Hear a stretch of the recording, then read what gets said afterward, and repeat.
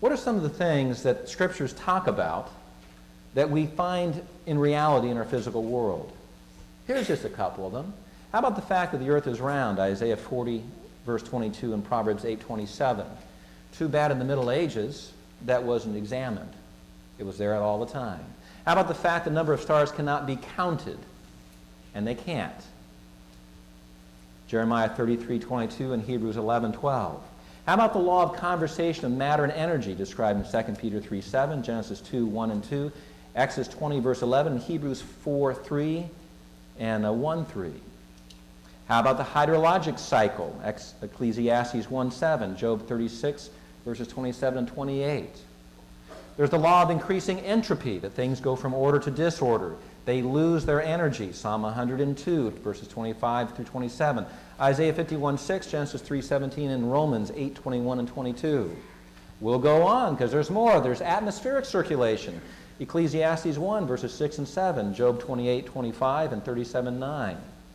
The fact that life is in the blood. You realize George Washington could have lived longer if they had recognized this? They bled him to death, as they bled a lot of people to death, because they were following the ideas of the ancient Greeks instead of what Leviticus 17:11 tells us directly. Gravitational field described in Job 26, verse 7. He hangs the earth on nothing. Springs in the oceans, Job 38:16, Genesis 7:11, 8:2, and Proverbs 8:28. Did you know stars emit sound?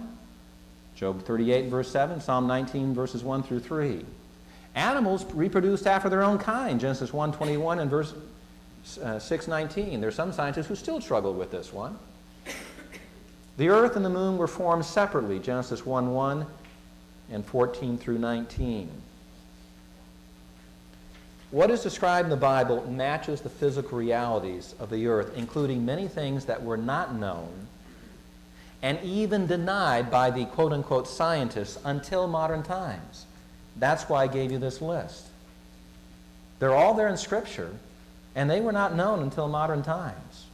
Many of them flatly, absolutely denied by the ranking men of knowledge of their time. Now, in 2 weeks, we're going to get into the creation account of Genesis 1, and I'm going to show you why Genesis 1 is true and that evolution is a fairy tale for grown-ups, and it is not science. Okay? I'm adamant about that one. It is a fairy tale for grown-ups. It is not science. The Bible is true. So we can go in the real world, the world around us, we can test these things and find the Scripture is completely accurate.